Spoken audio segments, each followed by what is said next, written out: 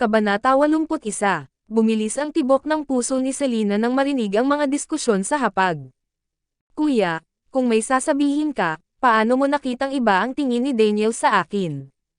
Nakatingin pa rin sa mga mata ng asawa ko. Hehe, baka hindi maganda ang mata ng kuya na iyon. Tuyong ubo na sabi ni Selena kay Daniel. Nang matapos magsalita si Selena ay tumanggo ang babae bilang pagsang-ayon, tama ka talaga. At tignan mong mabuti ang batang iyon, kahit nakamukhang kamukha niya ang kanyang ama, ngunit ang kanyang mga mata ay talagang kamukha ng kanyang ina, lalo na kapag siya ay ngumingiti, kailan. Muntik nang matamba si Selena nang marinig niya ito, hoy, ang panganay na kapatid na babae, marahil ang kanyang mga mata ay hindi masyadong maganda. Paanong kamukha niya si Rick? Hindi siya ang nanay ni Rick. Kalmadong tiningnan ni Daniel ang mga mata ng dalaga, pero sa totoo lang, magkamukha sila. Napansin niya noon na kapag tumawa si Rick ay medyo katulad ng kay Selena ang hitsura sa kanyang kilay. Kung ito ay nagkataon, ito ay talagang isang masayang kapalaran. Mabilis nalilipas ang maliit na episode na ito. Matapos makaupo, komportableng bumantong hininga si Selena. Ang pagkain ng mainit na kaldero na may air conditioner ay ang pinakakasiya siya sa tag-araw.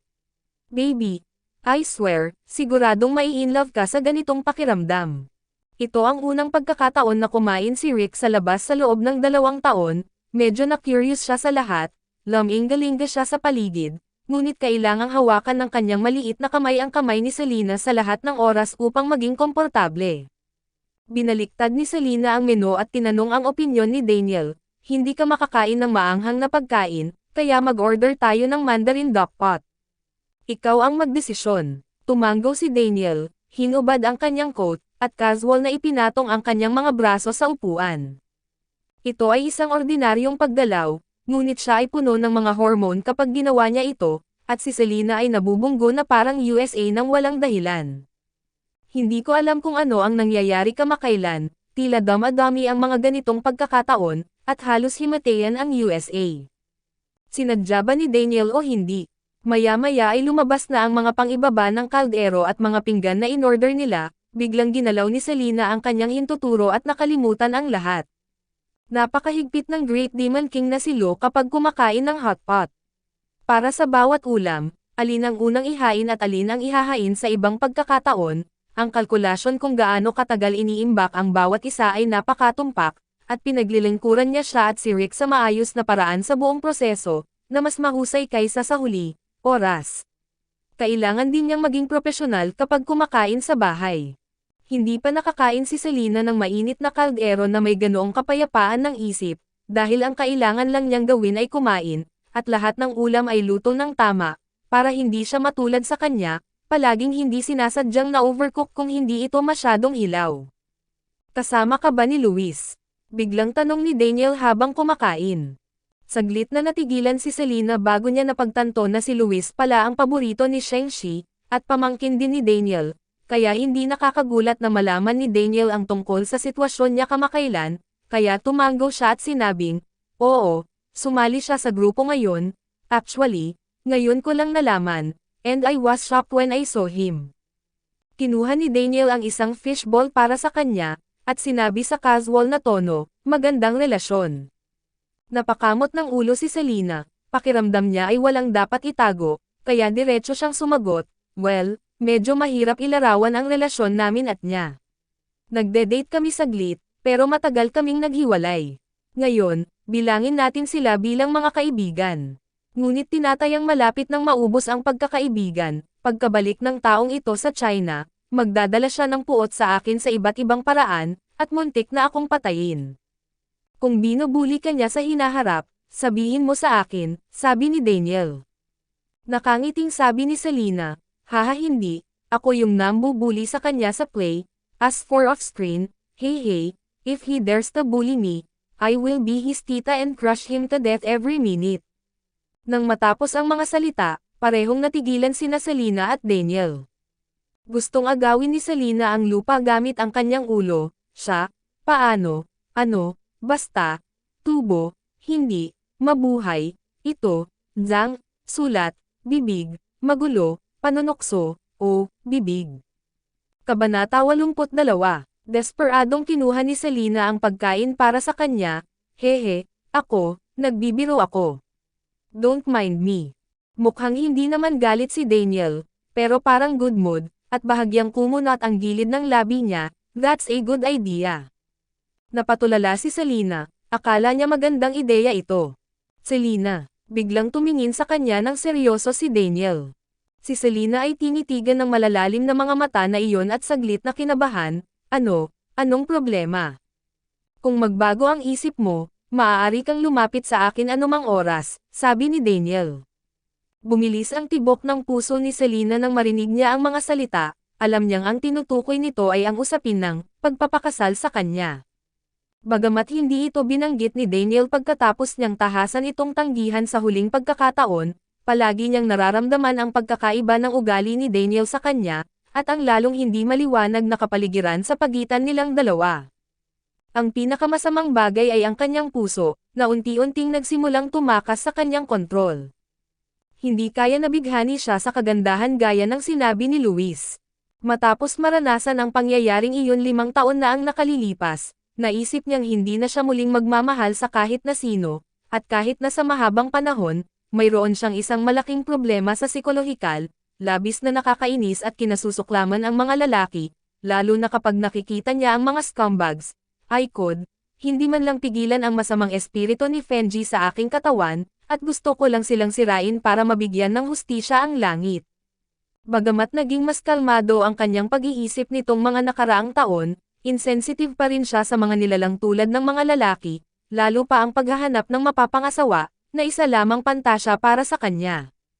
Gayunpaman, ang lalaking nasa harap niya na palaging walang ekspresyon ang mukha at nakakatakot na aura na madalas na nagpaparamdam sa kanya ng pananakot, hindi namamalayang nagbukas ng puwang sa makapal na shell sa labas ng kanyang puso. Pagkatapos kumain ng mainit na kaldero, pauwi, napagod si Rick sa pagkain at nakatulog sa kalagitnaan ng sasakyan. Hindi na kayanan ni Selena na bitawan ang maliit na malambot sa kanyang mga bisig. Nakakahiya. Nag-ulo na siya ng malaking bun, at may maliit na bun. Napag-alaman niyang habang tumatagal, mas nagustuhan niya si Rick, at mamimiss niya ito sa iba't ibang paraan kahit na hindi niya ito nakita ng isang araw.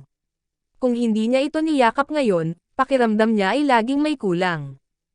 Hindi ito magandang senyales. Pagkarating sa bahay, maingat na binuhat ni Selena ang maliit na lalaki sa silid.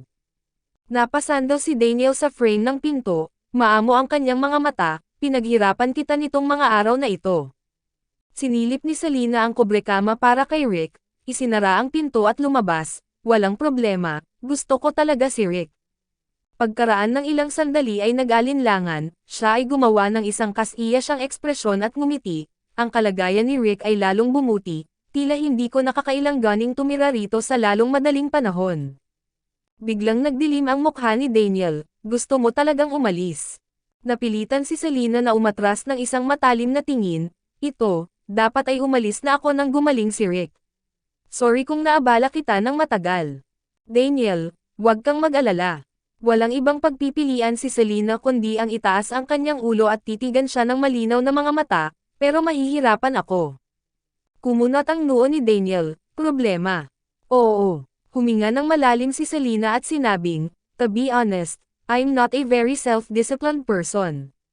Kung mananatili ako dito, dapat kong bigyang pansin ang aking pag-uugali. Daniel, hindi mo kailangang pansinin. Tinulungan ni Selena ang kanyang noo, at walang magawang sinabi, okay, kahit hindi mo iniisip ito, kailangan ko pa rin ng pribadong buhay.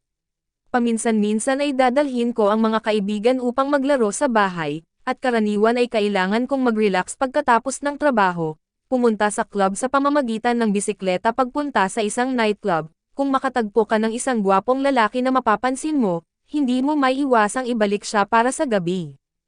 Tama na yan. Lalong naging pangit ang ekspresyon ni Daniel, at sa wakas ay pinutol niya ito ng hindi makayanan. Kabanata 83. Sa kalagitnaan ng gabi, si Selena ay nakahiga sa kama, ang kanyang isip ay puno ng mga iniisip. Dinala niya ang gwapong lalaki sa bahay, at bawat lalaking sumubok na kumabit sa kanya at makipagtalik sa kanya ay kinaladkad niya sa eskinita at binugbog. Lalo na nang may nakitang marka ng singsing sa daliri ang isang may asawa, gusto niya itong bugbugin hanggang sa tinawagan niya ang kanyang ina. Tungkol naman sa buhay ng apelyido. Nakalulungkot sabihin, ang tanging pagkakataon na nangyari ito ay noong gabing iyon 5 taon na ang nakakaraan. Ito ay marahil dahil ang anino ay masyadong malaki sa unang pagkakataon, at siya ay palaging nakakaramdam ng disgusto sa ganitong uri ng bagay. Galit na galit si Daniel sa kanya ngayong gabi, pero wala siyang magawa. Kailangan niyang sabihin ito ng maaga o huli, kaya mas mabuting umalis ng maaga bago mawalan ng kontrol ang sitwasyon. Mas mabuti nang lumayo ka ng mag-isa, kaysa isang araw ang pinakapangit na side ay hubad na lalabas sa harapan niya, kaya hindi niya ito maiwasan at umalis. Ang kahihinatnan ng pagkabalisa ay pinagmumultuhan ng iba't ibang panaginip sa kalagitnaan ng gabi. Sa kanyang mahimbing na pagtulog, iba't ibang boses ang sumipol sa kanyang mga tainga. Selina, bakit ka nakikipagtalo sa akin? Bukod sa maliit na dugong iyon, isa kang walang kwentang basura. You still have the face to ask that balimatard, what do you want to do? May balak ka pa bang ipanganak siya? Ang bata ay ipinanganak ng maaga at namatay kaagad pagkatapos ng kapanganakan. Naitapon ko na ang katawan. Selina, hayaan mong sabihin ko sa iyo, mula ngayon, ako, si Ning Yaohua, ay ituturing kitang anak. Wala kang kinalaman sa pamilya naming Ning.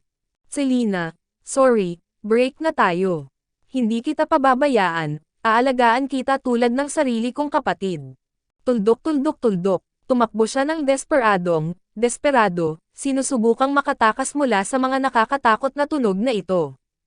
Tumakbo siya sa itaas na palapag ng ospital, at may bangin sa ibaba. Ang kalaliman ay tila may mahiwagang kapangyarihan, na tinutokso siyang sumulong ng hakbang-hakbang. Sa wakas, ipinikit niya ang kanyang mga mata at tumalon. Sa sandaling nahulog siya mula sa gusali, hindi siya nagising gaya ng dati, ngunit nahulog sa isa pang kaakit-akit na panaginip. Sa pagkakataong ito, hindi na ito isang bangungot, tila, isang kaakit-akit na panaginip.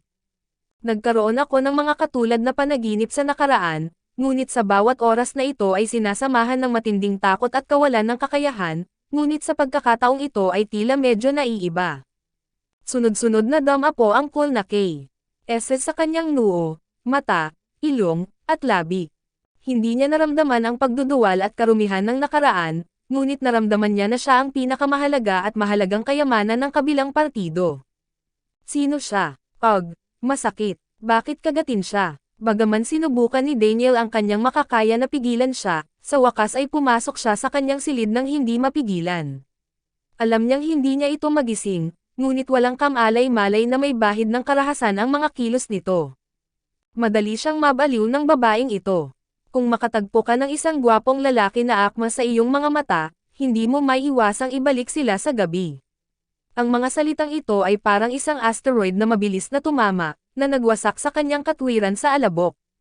Nang dumampi ang kanyang mga labi at dila sa malambot na leeg ng dalaga, hindi na napigilan ang pamamaga sa kanyang dibdib, at kumagat siya ng mariin, tulad ng isang mabangis na hayop na sinakop ang biktima nito sa pinaka-primitive na paraan. Iyon. Sa sandaling napuno ng amoy ng dugo ang hangin, nanggaling sa aking tainga ang mahinang boses ng isang babae. Biglang nanigas ang likod ni Daniel, parang binuhusan ng malamig na tubig ang ulo at mukha niya. Nakabaon pa rin ang ulo ng lalaki sa leeg niya. Ang sakit ng kanyang leeg ay halos mapasigaw si Selina, ngunit napigilan lamang niya at nahihiyang ipinaalala, nakatulog lang ako. Nako, hindi ka naman patay na tulog, ikaw, ang ingay-ingay mo, gigising ako. Noong una, gusto niyang magpanggap, pero sa huli ay hindi na niya kayang magpanggap, nasasaktan siya hanggang sa mamatay, okay. Sa sandaling ito, ang malalalim na mata ni Daniel ay sumanib sa gabi, dahan-dahan niyang itinaas ang kanyang ulo, ang mga mata ay nakatitig sa kanya, kinurot niya ang kanyang baba gamit ang kanyang daliri, at marahang hinaplos ito, ang kanyang tono ay parang demonyo mula sa impyerno. Well, gising na ako. So what? Sa sandaling bumagsak ang mga salita, ikinulong niya ang kanyang mga kamay at mariing idiniin sa tuktok ng kanyang ulo, pagkatapos ay yumuko at hinalikan ang kanyang mga labi ng walang pag-aalinlangan. Kabanata 84, Hindi malay ni Selena na gustong kumawala, ngunit ang kanyang mga kamay ay nakakulong at ang kanyang mga binti ay idiniin pababa ng mga tuhod ng lalaki, na parang gusto niya ng kahit ano at lahat. Anong problema? Nakakalungkot. Hindi kaya nananaginip pa siya at hindi na nagising. Hanggang sa unti-unting nawala ang hangin sa dibdib ni Selena, at halos mamatay na siya, tuluyang iniwas ni Daniel ang mga labi niya, at inilipat sa leeg kung saan siya nakagat. Mas nakakatakot pa. Hoy, Daniel, Daniel, tumawag si Selena ng ilang beses, ngunit hindi tumugon ang kabilang partido, at abala lang sa kanya. Ang mga tao sa sandaling ito ay hindi napigilan gaya ng karaniwang Ginoo, lalo pa ang kabaitang pamilyar sa kanya. Ang matatalas na ngipin ay dumudulas mula sa leeg hanggang sa collarbone kasama ng ari, at bumababa pa nga. Hindi, ayaw. Bumaha ang natutulog na alaala sa kanyang isipan, unti-unting nilalamon siya na parang makapal na latian, dahilan para manginig ang buong katawan. Sa sobrang sakit ni Selena ay biglang huminto ang lahat ng galaw ng kanyang katawan, naiwan lamang ang isang mabigat at matigas na katawan na parang bundok na nakadiin sa kanyang katawan, hindi gumagalaw. Nawala kaagad ang pakiramdam na nakaipit sa latian at halos malagutan ng hininga, nag-iwan lamang ng pusong puno ng kaba. Daniel. Pansamantalang tinapik ni Selena ang balikat ng lalaki, ngunit walang reaksyon. Matapos maghintay ng higit sa 10 segundo, at ang kabilang partido ay nanatiling hindi gumagalaw, si Selena ay gumalaw ng bahagya, pansamantala at maingat na pinatalikod ang lalaki. Sa liwanag ng buwan sa labas ng bintana, nakita niya ang lalaki na kalmadong nakahiga at nakapikit, parang natutulog na hari, na para bang ang nakakatakot na halimaw na kanina lang ay hindi siya. Anong nangyayari dito? Pwede ba? Baka sleepwalking. Bulong ni Selena sa sarili. Tila iisa lang ang paliwanag na may katuturan. Pero masyadong mapanlikha ang paraan ng pag-sleepwalk ni Daniel, di ba? Tumakbo siya papasok sa kwarto niya sa kalagitnaan ng gabi at kinagat at nginitian siya na parang vampira, pero nagawa pa rin niya itong kausapin ng disente. Panay at mahaba ang paghinga ni Daniel, at para siyang nakatulog. Walang lakas ng loob na gisingin siya ni Selena, sa takot na baka mabaliw na naman siya, pero hindi talaga siya mapakali na iwan siya ng ganito, pero sa kalagitnaan ng gabi, kanino siya lalapit? Pagkatapos ng maraming pag-iisip, naisip niya ang isang tao. Kinuha niya ang telepono, dinial niya ang numero ni Sol. Hoy Selena, wow, tinatawagan mo ako sa ganitong oras. Ano ang mali? Anong mali? Napakalakas ng boses ni Sol, halos sumisigaw. Nag-aalala si Selena na baka maabala siya sa pagtawag sa kanya, ngunit ang boses ni Sol sa kabilang dulo ng telepono ay labis na nasa sabik. Sa maingay na background, parang magdamag siyang nagpi-party. Sol, may itatanong ako sa'yo. Magtanong at magtanong. Iyong kapatid na lalaki. Anong problema ng kapatid ko? Repeater ba ang lalaking ito? Sabihin mo ng 2 beses. Saglit na hindi nakaimik si Selena, pagkatapos ay nag-aalalang nagtanong, may problema ba sa pagtulog ang kapatid mo? Hindi napansin ni Selena na kausap niya na medyo naninigas ang lalaking nakahiga sa tabi niya pagkatapos niyang itanong ito. Nakaisip lang siya ng ideyang ito at lumayo, ngunit hindi niya akalain na tatawagan ni Selena si Sol, baka sakaling dumulas sa bibig ang balimatard na si Sol. Pagkatapos ay baliin ang kanyang binti. Kabanata 85. Si Sol sa kabilang dulo ng telepono ay biglang tumahimik ng ilang segundo, na lalong nagpabilis ng tibok ng puso ni Selena, at agad na nagtanong, ikalawang young master, mayroon ba? Kung sleepwalking lang, hindi na dapat malaking problema, pero kung may ibang karamdaman si Daniel, kailangan niyang isugod ito sa ospital. Nakakatakot biglang maging werewolf at makatulog sa kalagitnaan ng gabi, di ba? Nako, medyo nagulat lang ako kung bakit mo ito natanong. Siya nga ang may ganitong problema. Paano mo nalaman na marunong mag-sleepwalk ang kapatid ko? Sumagot si Sol sa telepono, normal ang boses niya. Sa wakas ay nakahinga ng maluwag si Selena nang marinig ang mga salita, at tila natatawa siya ng maluwag. Wala lang, nauhaw lang ako sa kalagitnaan ng gabi at bumaba para uminom ng tubig, at nakita ko siyang nakatayo sa may tulala sa sala, natakot lang ako. Talaga, medyo mapaglaro ang tono ni Sol, tapos mataimtim niyang sinabi, okay lang, may sakit ako ngayon, hayaan mo na lang siya. Kung ano ang ginagawa niya ngayon, hinahayaan mo siya, huwag mo siyang gisingin, lumingon siya, uuwi ako mag-isa. Ha, let him continue, hindi ba siya madyay gising? Tapos, well, naiintindihan ko. Sa pag-aalalang may marinig na kakaiba si Sol, nagmamadaling ibinaba ni Selena ang telepono. Napatingin siya kay Daniel na nakahiga sa tabi niya na masakit ang ulo. Huwag mo na siyang gisingin, hayaan mo na lang siyang mahiga dito ng ganito. Paano kung mag-sleepwalk ulit siya? Nag-aalala talaga ako sa kanya. Dahil sa biglaang pagbabagong ito, tuluyang nawala ang gulat sa puso ni Selena na muntik nang mag-collapse. Napatingin siya sa walang malay na lalaki sa tabi niya, at mas lalong nagalit habang nakatingin sa kanya, at sa wakas ay inabot niya at kinurot ang mukha nito na para bang ilalabas ang galit niya. Balimatard, ang ginhawa mong nakatulog, pero halos mamatay na ako sa takot, ikaw. Medyo masunurin pa rin si Daniel pagkatapos niyang mabaliw, at hindi naman siya nagmukhang nananakot. Pinisil niya ito ng ilang beses bago tuwang-tuwang tumigil. Ngayon ay tila kailangan niyang hintayin na umalis siya ng mag-isa. Narinig niya na kung ang isang taong natutulog ay nagising, ito ay labis na matatakot at mamamatay pa nga.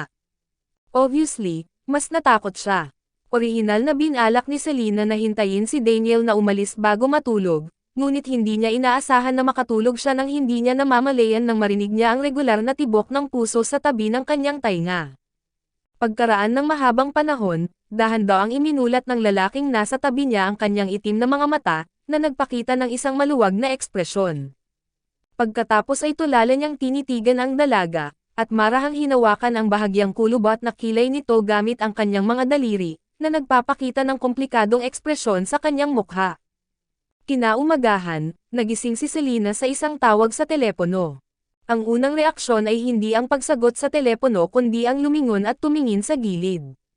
Gaya ng inaasahan, wala na si Daniel. Kaya natarante niyang hinawakan ang telepono at pinindot ang connect button. Sa sumunod na segundo, nagmula sa telepono ang galit na boses ni Janice. Selena, maganda ang ginawa mo. Maagang binalaan kita na dapat mong bigyang pansin ang iyong pag-uugali at huwag ipahiya ang kumpanya. Magaling ka. Ngayon ang buong kumpanya ay nawala ang lahat ng mukha. Nagising agad si Selena. Anong nangyari? Galit na sinabi ni Janice, pumunta ka sa Weibo at basahin mo ito. Bumangon si Selena sa kama, mabilis na binuksan ang computer at nag-login sa kanyang Weibo. Pagkatapos ay natuklasan niya na ang kanyang Weibo ay sumabog. Sa ilalim ng normal na mga pangyayari, karamihan sa Weibo ng artist ay pinamamahalaan ng ahensya. Siyempre, walang ganoong treatment si Selena. Hindi kasing ganda, kadalasan ay mahilig siyang magbahagi ng ilang maliliit na bagay sa buhay, at sa tuwing magkokomento siya, hindi siya nakakakuha ng higit sa 100 likes. Ngunit ngayon, 10,000 mga post at komento ang biglang nag-pop up magdamag. Nag-browse siya sa impormasyon ng mabilis hanggat maaari at sa wakas ay nalaman niya kung ano ang nangyari. Kabanata 86. Si Selena ay nahak ng husto. Sa kalagitnaan ng gabi kahapon, isang sikat na chismis na blogger sa Weibo ang nag-post ng mahabang Weibo na may pamagat na, Skimmel Zero Selena has never seen such a brazen person in his history. Ang pangkalahatang ideya ay nakitulog siya sa mga direktor sa buong lugar upang makakuha ng isang papel, nakipag-ugnay sa mayayamang matatandang lalaki sa lahat ng dako upang linlanggan sila sa pagbibigay sa kanya ng mga regalo, at sadyang sinamantala si Luis sa paggawa ng pelikula. Sinabi pa ng Weibo na ito na kapag nasa set siya, laging bukas ang pinto ng kanyang kwarto, at maaaring pumasok at matulog ang sino mang gustong matulog. Ito ay ganap na inilarawan sa kanya bilang isang promiscuous na babaeng pinsan na walang limitasyon. Kaya nagalit ang mga tagahanga ni Luis, sama-samang nagprotesta na ang kanyang idolo ay kumilos sa ganitong uri ng babae, at mariing hiniling na palitan ng crew ang pangalawang babaeng lead. Ang mga komento sa pinakabagong Weibo post ni Selena ay hindi magandang tingnan. Lahat sila ay insulto sa kanya, at lahat ay sumisigaw ng, Selena umalis ka sa industriya ng entertainment. Nakita mo na ba? Padalhan ako kaagad ng paumanhin para maibalik ang imahe ng kumpanya. Galit na utos ni Janice. Ngumisi si Selena, isang pahayag ng paghingi ng tawad. Sa pangkalahatan, kapag ang isang artist na pumirma sa isang kumpanya ay nakatagpo ng sitwasyong ito, ang ahensya ay mag-aayos ng isang espesyal na pangkat ng relasyon sa publiko upang subukang ilayo ang kanilang sarili mula sa relasyon at bawasan ang epekto, ngunit si Janice ay ayos lang. Saan niya hiniling na ibalik ang kanyang imahe, nais niyang ganap na Sir-an siya, dahil sa paghingi ng tawad, nangangahulugan ito na inamin niya ang lahat ng sinabi sa Weibo na iyon. Oo, gusto kong makita ito bago mag-alas 8 ngayong gabi. Pinakamainam na mag-record ng isang video at maging taos-puso.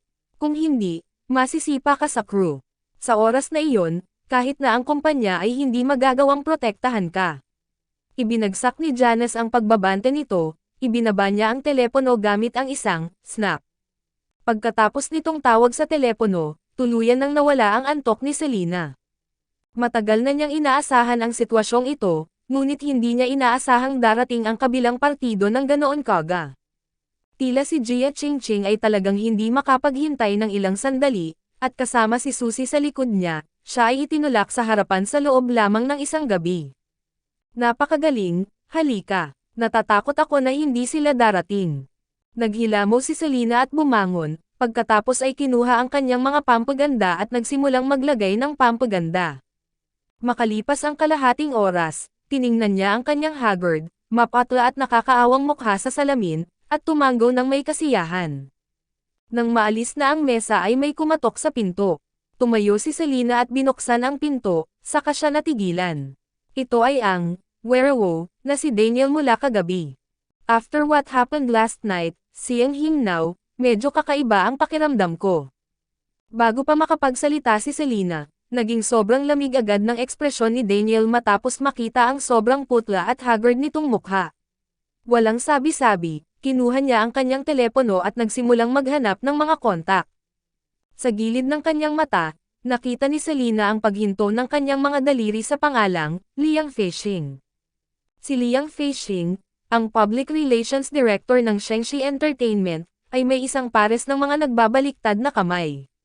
Perpektong nalutas niya ang mga iskandalo ng celebrity ng maraming beses at naibalik ang imahe ng artist. Siya ay maaaring ituring bilang isang modelo ng aklat-aralin para sa mga praktikal na relasyon sa publiko. Nang makita ito, agad na nag-react si Selena, at agad na sumugod para agawin ang telepono ni Daniel. Daniel, anong ginagawa mo? Ayusin mo ang mga bagay na iyan. Sobrang pangit ng mukha ni Daniel, halatang alam na niya ang mga bagay sa internet. Walang magawang tumingin si Selena sa kalaban na amo na muntik na siyang lokohin kung hindi siya sang-ayon nito. The last time Daniel called So Yimo's queen costume to save her without saying a word, she already scared enough, but buti na lang at walang nakaalam sa huli, hindi na talaga niya nakayanan. Kung biglang nasangkot si Shengxi sa sitwasyong ito, kailangan niyang akusahan ang dalawang kumpanya na hindi tapat. Kabanata 87. Sabi ni Selena with a relaxed tone, I can't stand this little turmoil, how can I get involved in the entertainment industry? Di ba sabi mo naniwala ka sa akin last time? Gayunpaman, ang iyong kasalukuyang hitsura ay hindi ka panipaniwala. Seryoso ang itsura ni Daniel. Hindi maipaliwanag ni Selena nang marinig niya ang mga salita at sa wakas ay naalala niya ang kanyang make-up sa sandaling ito, kaya ipinaliwanag niya, itong maputlang kutis at maitim na bilog sa ilalim ng mga mata ay nabago ko ngayon lang. Make-up para sa'yo. Bago pa man siya matapos magsalita, biglang iniunat ni Daniel ang kanyang kamay, at bahagyang hinawakan ang pisngi at mata gamit ang kanyang mga daliri. Sa isang light touch lang, parang nakuryente si Selena, at hindi napigil ang mapapikit. Dahil sa reaksyon ni Selena, dumilim ang mukha ni Daniel, at mabilis niyang binawi ang kamay, huwag kang matapang. Tumawa si Selena, hindi, kung hindi ko maisip, tiyak nalilipad ako pabalik at yayakapin ang hita mo. Bahagyang lumambat ang mukha ni Daniel matapos tapikin, Pagkatapos, napakamot ng ulo si Selena at tumingin sa kanya, na parang nag-aalangan na magsalita. Anong gusto mong sabihin? Tanong ni Daniel sa malumanay na tono, ibang-iba sa kagabi. Tiningnan siya ni Selena na may masalimuot na ekspresyon sa mahabang panahon, ngunit sa wakas ay hindi niya napigil ang sabihin, bueno, iyon, Daniel, naisip mo na bang maghanap ng isang babae bilang makakasama? Anong ibig mong sabihin? Biglang naging malamig ang ekspresyon ni Daniel. Huwag mo akong sisihin sa pagiging masungit, iniisip ko lang. Sinubukan ni Selena ang kanyang makakaya na pumili ng kanyang mga salita, pagkatapos ay tinapik siya sa balikat ng Tame Time. Sa tingin ko maaaring kailangan mo ng isang babae, may ilang mga bagay, tiisin mo ang iyong katawan, hindi maganda. Hindi ba't may kasabihan na nagsasabing, pag-isipan mo ito araw-araw at managinip sa gabi. Sa panlabas, si Daniel ay hindi mukhang pambabae, ngunit kung isa sa alang-alang mula sa kanyang pagganap kagabi, ito ay malinaw, na kailangan niya ito. This time, madilim na ang mukha ni Daniel. Ding babae, sino sa tingin mo ang naging sanhi nito? Sino sa tingin mo ang nagpataba sa akin hanggang sa bunganga ko, at kailangan kong tiisin ito ng nakakahiya? Nang makitang lumalala ang ekspresyon ni Daniel, tuyong ubo si Selena at nagmamadaling umalis, tapos na ang oras, magpapaalam na ako kay Rick at saka pumunta sa set. Palm. Suburban Film at Telebisyon Lungsod. Sa sandaling lumitaw si Selena, isang grupo ng mga tagahanga ni Luis na naghihintay sa pinto ay emosyonal na sumugod sa kanya. Selena. Nandito na si Selena. Nandito na yung mabahong pinsan. How dare she come? Nakakadiri B. Tik. Huwag kang lalapit sa aming makino. Umalis ka sa set. Selena, lumabas ka sa set. Selena, umalis ka sa entertainment industry. Labas. Tuldok-tuldok-tuldok. Magulo ang eksena. Ilang security guard lang ang nagbabantay kay Selena para makapasok sa loob, at ang iba pang production crew ay nanunood sa excitement, paminsan-minsan ay tinuturo siya at tumatawa ng mapanukso. Ang mga titig na iyon ay pumutol sa kanyang katawan na parang mga kutsilyo, ang mga malisyosong titig na iyon, tulad ng mga mabangis na ahas at hayop, ay tila napunit siya. Hindi naiwasang isipin ni Selena ang isang aktres na sikat noon, ngunit sa wakas ay napilitang magpakamatay dahil sa mga tsismis. Pagkatapos ng kanyang kamatayan, mayroon lamang 4 na salita sa kanyang tala ng pagpapakamatay, ang mga salita ay kahanga-hanga. May mga bulok na itlog at bulok na dahon ng gulay na itinapon mula sa karamihan, at may naghagis ng bato, at ito ay baluktot. Nang makitang tatama na ang bato sa makeup artist na si Ay na nanonood, nag-iba ang kutis ni Selena, at mabilis itong tumalon, at hinaranggan ito ng braso sa oras na kalahating metro lang ang layo ng bato kay Ay. Sa sumunod na segundo, ang lugar kung saan nataman ang braso ay tumutulo ng dugo. Kabanata 88. Natulala ang mga excited na fans sa eksena nang makita ang eksenang ito, at nabigla rin si Ay. Sa maputlang mukha, malamig na sinulyapan ni Selena ang mga tagahanga, pwede kayong gumawa ng gulo kung gusto ninyo, lumapit kayo sa akin, huwag kayong manakit ng mga walang katuturang tao.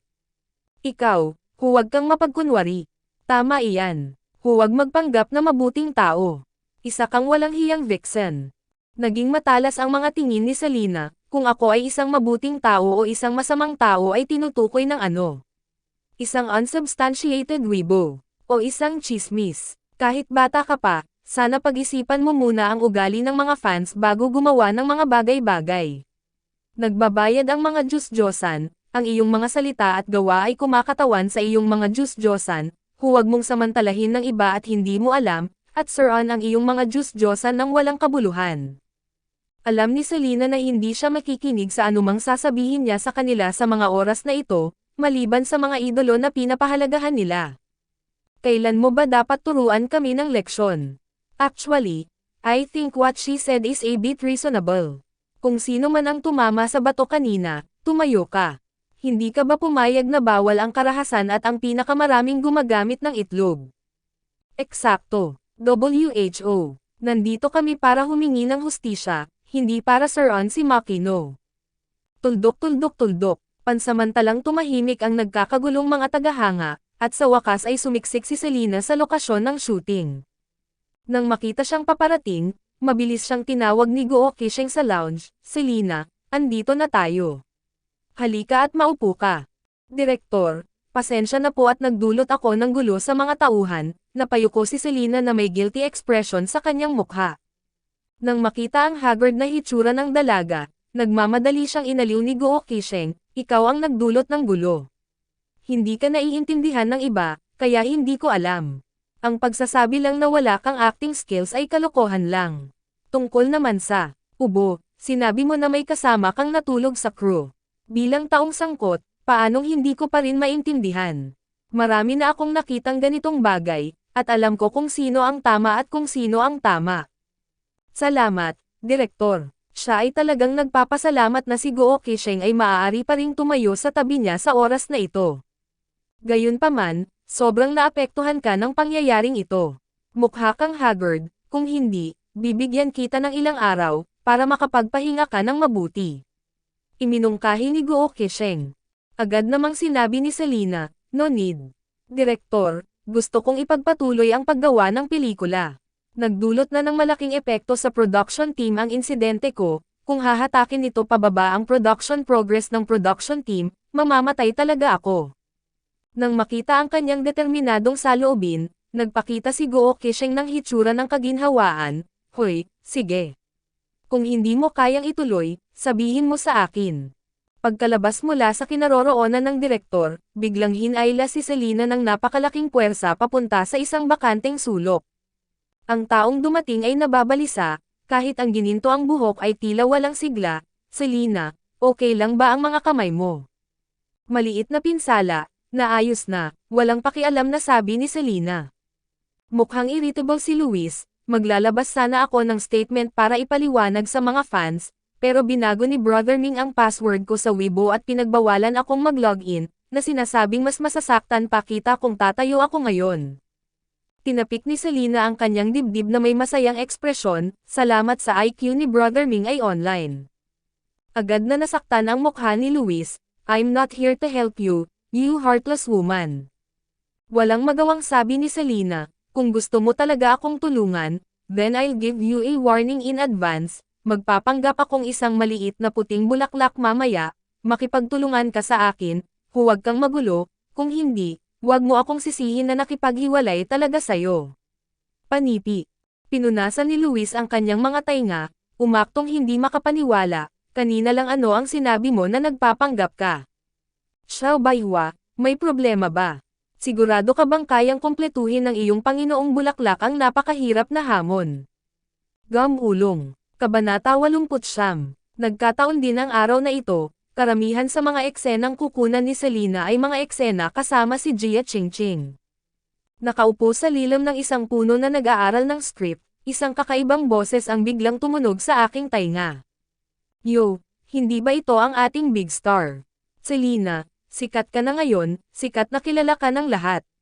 Hehe, alam ko ang mga eskandalo na ginawa mo. Walang hiya ka talaga sa paggawa ng ganito. Ang lakas ng loob mong pumunta sa set. Ang ekspresyon ni Jia Qingqing ay hindi banggitin ang pagkatuwa. Hanggat makalabas si Selena sa crew, maaari niyang samantalahin ang pagkakataong pumalit sa kanya, at makakapaglaro niya si Brother Luis. Nakagat ni Selena ang labi, bahagyang nanginig ang katawan, at nanatiling tahimik na may nakakahiyang ekspresyon. Nang makita ito, lalo pang naging proud si Jia Qingqing, at nilapitan si Luis sa humihingal na boses, Brother Luis, dapat lumayo ka sa ganitong uri ng tao. Kung hindi, ang iyong reputasyon ay masisira sa kanya. Siya ang naging dahilan ng pagkawala mo ng mga tagahanga. Tela na lana. Habang papalapit si Jia Qingqing, isang masangsang na amoy ng pabango ang agad na umagos, at ang mga ugat sa noo ni Luis ay kumikibot, at malapit na siyang sumabog kaagad. Nang maalala ang babala ni Selena, huminga siya ng malalim at walang gana niyang tiniis. Nang makitang hindi siya pinansin ni Luis, inisip ni Jia Qingqing na masama ang loob niya nang mangyari ito, at inaliw siya ng maalalahanang tingin, Brother Luis, huwag kang mag-alala, maya-maya ay hindi makakayanan ng crew ang pressure, at palitan si Selena. Napakaingay mo. Inubos ni Luis ang kanyang pagpipigil sa sarili upang palitan ang lahat ng pang-iinsulto ng tatlong salitang ito. Paumanhin, Kuya Luis, hindi ko iistorbahin ang iyong pahinga. Umalis si Jia Qingqing na may ilang mga hinaing. Hindi siya kontento sa walang pakialam na ugali ni Luis, ngunit pagkatapos ng pag-iisip tungkol dito, mabilis siyang gamaan. Anyway, kapag nakuha na niya ang pangalawang anak na babae, magkakaroon siya ng pagkakataon na makasama si Brother Luis. Hindi niya napigilan ang kanyang pananabik sa pag-iisip ng mga matalik na eksenang iyon. By the way, bakit gusto ng direktor na pumunta siya at ituloy ang shooting nila ni Selena ngayon? Sayang sa oras. Gayunpaman, Nagustuhan niya ang mga eksenang kinukunan ngayon, at may eksena kung saan sinampal niya si Selena sa mukha. Kailangan natin siyang pagandahin pagdating ng panahon. Director, sa tingin ko mas maganda kung pinapaypayan ko ang sarili ko para sa eksenang ito, ano sa tingin mo? Si Jia Qingqing, na hindi nagmamalasakit sa paggawa ng pelikula, ay bihirang kumuha ng inisyatiba na makipag-usap sa direktor tungkol sa eksena. Hindi alam ni Guo Qisheng kung ano ang iniisip niya, at sinabi sa malalim na boses, ang pangunahing bagay ay humiram ng upuan, higit sa lahat, panasan lang ng kaunting mukha. Nakuha ko, sumagot si Jia Qingqing, ngunit wala siyang balak makinig. Nagdesisyon siya na sampilan talaga siya, at sampilan pa siya ng ilang beses para lalo pang maghirap ang B. Tik na ito. Anyway, hindi ito ang unang pagkakataon na gumawa siya ng ganitong uri ng drama ng paghihiganti sa publiko, at hindi niya ito pinalampas sa bawat pagkakataon. Matapos maging handa ang iba't ibang departamento, magsisimula na ang paggawa ng pelikula. Sa eksenang ito, kakapasok lang ni Meng Chang sa palasyo, sa ilalim ng pseudonym na Nan Wumeng, at siya ay isang maliit na court lady. Dahil mas tiningnan siya ng emperador, nagseselo si Concubine Xian at tinawag siya sa kwarto para ipahiya siya. Walang hiyabi. Tik, maglakas loob na akitin ang emperador sa ilalim ng aking mga mata. Sinampal siya ng malakas ng Concubine Xian pagkatapos niyang magsalita. Sa sandaling kumilos si Jia Qingqing, pinaikit ni Selena ang kanyang mga mata at bahagyang ibinaling ang kanyang katawan sa gilid. Maingat niyang iniwasan ang kamera at iniwasan ang kamay ni Jia Qingqing, ngunit ang kanyang katawan ay tila napasailalim sa isang malaking puwersa, at siya ay nahulog sa lupa sa kahihiyan, at pagkatapos ay tumagilid ang kanyang mukha, at dumura siya ng isang bibig ng dugo. Selena, nagulat si Guo Qisheng, at ang ibang mga staff na nanunood ay natakot din sa eksenang ito, at sunod-sunod na nagtipon-tipon. Jia Qingqing, ito ba ang iyong unang araw sa pag-arte? Hindi mo man lang makontrol ang sarili mong lakas. Karaniwang maganda ang ugali ni Guo Qisheng, ngunit sa pagkakataong ito ay talagang galit na siya. Hindi siya maaaring makialam sa mga bagay sa labas ng dula, ngunit kung gagawa siya ng mga kalaswan sa kanyang dula, hinding-hindi niya ito kukonsintihin. Ako, si Jia Qingqing mismo ay nagulat. Kusa nga siyang gumamit ng puwersa ngayon lang, ngunit tiyak na hindi ito sapat para mapatamba si Selena at samuka ng dugo. Bukod dito, malinaw niyang naramdaman na medyo umiwas si Selena ngayon. Hindi ko siya masyadong ginalaw, kaya napasigaw ako sa mga hinaing, sinampal ko lang siya ng mahina, wala man lang puwersa. Nagpapanggap lang siya. Kabanata 10. Sa kasamaang palad, si Jia Qingqing ay may masamang reputasyon sa industriya, at marami siyang ginawang ganitong bagay. Bilang karagdagan, palagi niyang pinupuntirya si Selena, kaya walang naniniwala sa kanya sa sandaling ito. Director, ayos lang ako, medyo may luha lang sa bibig ko, hawakan mo lang saglit sa ice water. Baka gusto lang ni Ms. Qingqing na gumawa ng mas mahusay na shot, kaya huwag kang magalit. Kumalma si Selena sa kabila ng kanyang naaagrabyado na mukha, na may mapagpasensya at matinong ekspresyon. Ang ekspresyong iyon ay hindi lamang ang direktor, kundi pati na rin ang ibang mga tao na nakiramay sa kanya. Napatingin si Luis sa gilid, tuwang-tuwa na kumikibot ang sulok ng bibig, muntik na siyang mapatay sa kidlat. Ang lalaking ito, nagpapanggap siyang isang maliit na puting bulaklak. Nang makita ang kanyang maselang hitsura, si Jia Qingqing ay nagalit. Selena, nagpapanggap ka pa rin. Malinaw na sinasadya mo ito. Kinagat mo ang sarili mo. Nagtago ka ba ng kapsula ng dugo sa iyong bibig ng maaga? Jia Qingqing, sapat na. Mahigpit na saway ni Guo Qisheng. Ang munting katulong ni Jia Qingqing sa tabi niya ay natakot na baka lumala ang mga pangyayari at dali-dali siyang pinigilan para hikayatin siya. Sister Qingqing, kalimutan mo na. Huwag magagalit ang direktor. Kung tutusin, tayo rin ang may kasalanan sa bagay na ito. Tila naisip din niya na sinasadya siyang bugbugin ni Jia Qingqing, madalas niyang nakita ang ganitong bagay kay Jia Qingqing. Sinampal ni Jia Qingqing ang maliit na katulong sa mukha ng backhand, umalis ka na. Kailan mo ba ako utusan para gawin ang mga bagay-bagay? Ang munting katulong ay hinampas sa lupa tulad ni Selena, duguan mula sa sulok ng kanyang bibig.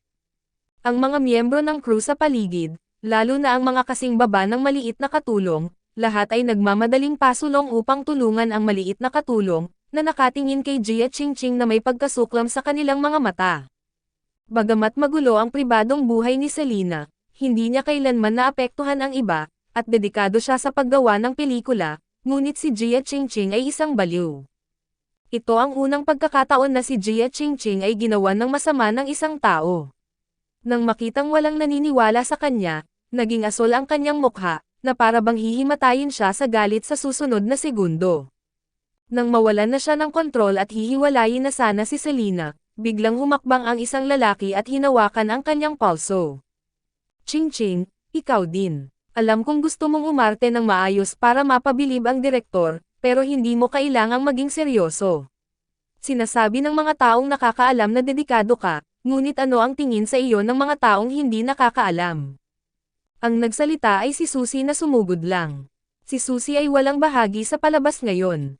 Sa simula ay hindi niya kailangang pumunta, ngunit upang makita ang malas na hitsura ni Selena, pumunta pa rin siya, ngunit hindi niya inaasahan na ang nakita niya pagkatapos pumunta dito ay talagang isang eksena. Anong kalokohan ang ginagawa nitong Jia Qingqing? Napakagandang deck ng mga baraha, paano niya ito laruin ng ganito? Nang makitang makiramay na ang lahat kay Selena dahil sa labis na pagkamuhi nila kay Jia Qingqing, nagmadali si Susie para iligtas. Nang makita ni Jia Qingqing si Susie, parang nakakita ng kamag-anak, kaya agad niya itong kinaladkad at umiyak, "Sister Susie, sinisiraan ako ng B. Tik na ito." Natakot si Susie na baka mainas siya sa kanyang kalokohan, kaya kinaladkad siya nito sa isang sulok, "Bakit ang tiyaga mo? Maya-maya pa ay mapapalayas na si Selena, bakit mo siya ginugulo ngayon?" Galit na sinabi ni Jia Qingqing, "Nagpa siya akong turuan siya ng leksyon noong una, ngunit bago ko pa siya mahawakan, umiwas siya ng mag-isa, at sadyang umakto na parang sumusuka siya ng dugo dahil sa pambubugbog ko." Sinulyapan ni Susie si Selena, na patuloy na inaaliw ng direktor at kumilos ng may paggalang, at agad na nakita kung anong uri ng mga panlilinlang ang kanyang nilalaro, at nagmamadaling nag-isip ng paraan upang malutas ito. "Qingqing, naniniwala akong wala kang silbi, ang problema ay lahat kung hindi ka naniniwala sa akin, hindi mo maipaliwanag ng malinaw ang sitwasyon, ang pinakamahusay na paraan ay humingi ka agad ng tawad kay Selena." Sumabog si Jia Qingqing nang marinig niya ito, "Ano? Hayaan akong humingi ng tawad. Hindi ako pupunta." "Sister Susie, paano mo siya tatabi at tulungan siyang magsalita?" Kabanata 71. Halos maasar si Susie sa kalokohang ito, "Hindi mo ba nakita na nagsimulang dumamay sa kanya ang lahat dahil sa pangyayaring ito? Don't tell me gusto mo siyang tumalikod para ituloy niya ang pag-arte kasama ang kapatid mong si Luis." Saglit na nag-alinlangan si Jia Qingqing, ngunit hindi pa rin binitawan, "Anyway, hindi ako pupunta. Mas mabuting hayaan na akong mamatay kaysa humingi ng tawad sa B. Tik na iyon." Paano magkakaroon ng epekto ang gayong maliit na bagay? Bumili lang siya ng ilang maliliit na regalo para maalis ang mga taong ito mamaya. Nang makitang wala talaga itong saysay, hinayaan na lamang ito ni Susie, at umaasa na hindi siya magkakamali sa hinaharap. Ito ay isang foregone conclusion na ang reputasyon ni Selena ay masisira. Gaano man siya kaskimang, maaari lang niyang paglaruan ang maliliit na trick na ito. Posible kayang baligtarin ang mundo. Tinataya na ang hindi kilalang benefactor sa likod ni Selena ay itatapon siya sa lalong madaling panahon, nagugustuhin ang isang kilalang-kilala na manliligaw na susuko sa kanya. Sa pag-iisip nito, medyo kumalma si Susie. Sa huli, naisip ito ni Guo Qisheng para maiwasan ang mga salungatan at hindi na niya hinayaang muli ang eksena. Direkta niyang ginamit ang eksenang binugbog at nagsusuka ng dugo si Selena. Ang pangalawang eksenang kukunan ngayon ay ginawang isang marangal na babae si Meng Chang, at ang babae na si Xian ay nawalan ng pabor at itinapon sa malamig na palasyo. Nagpunta si Meng Chang sa malamig na palasyo para bisitahin ang asawang si Xian, at sinabi ang tunay niyang pagkatao sa asawang si Xian. Buti na lang at medyo ligtas ang eksenang ito, puro ekspresyon at dialogue lang, at walang aksyon. 3, 2, 1, aksyon. Magsisimula na ang shooting. Sa malamig na palasyo, naupo si Concubine sa isang malaking upuan, tinitigan ang babaeng nahulog sa kanyang paanan na parang namamatay na tao. Concubine Xian, alam mo ba kung bakit galit na galit ako sa iyo? Bakit kailangan mong patayin? B. Tik. Inggit ka lang sakin. Naiinggit sa emperador na nagkagusto sa akin. Nagseselos ako na pinapaboren ako. Tawa ng tawa si concubine na parabang nakarinig ng isang malaking biro. Nagseselos ako. Nagseselos ka na pinapaboren ka ng masamang matandang iyon. Concubine, ikaw ba, baliw ka ba? Gusto kong sabihin sa emperador. Gusto kong sabihin sa emperador na ininsulto mo. Biglang tumingin si concubine ng malungkot na tingin sa kanya, pinilit na tumahimik si concubine Sian, at pagkatapos ay sinabi ang bawat salita, concubine Sian, kilala mo ba kung sino ang palasyong ito? Naaalala mo pa ba, ang pangalang Meng Chang? Ikaw. Si Jia Qingqing ay gumugol ng mahabang panahon nang hindi ka nagsasalita. Si Guo Qisheng ay sumigaw ng, "Cut, gawin mo itong muli." Magsisimula na ang pangalawang shoot. Concubine Sian, kilala mo ba kung sino ako? Naaalala mo pa ba, ang pangalang Meng Chang? Sa pagkakataong ito, mas matalas ang mga mata ni Selena kaysa sa huling pagkakataon, at sinakal niya ng mahigpit ang leeg ng kabilang partido na parang bitayan. Ikaw ay. Tumigil ka, magsimula ka ulit. Magsisimula na ang ikatlong shoot. Concubine Sian, kilala mo ba kung sino ako? Naaalala mo pa ba, ang pangalang Meng Chang? Lalong tumitindi ang emosyon ni Selena sa bawat pagkakataon. Naramdaman ng lahat ang paglabas niya ng galit at hinanakit.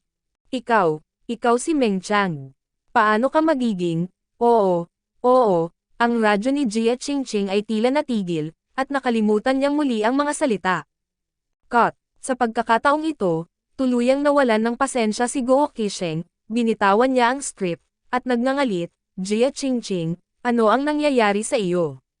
Ni hindi mo nga kabisado ang ganoong simpleng linya, karaniwang binabasa mo ba ang script?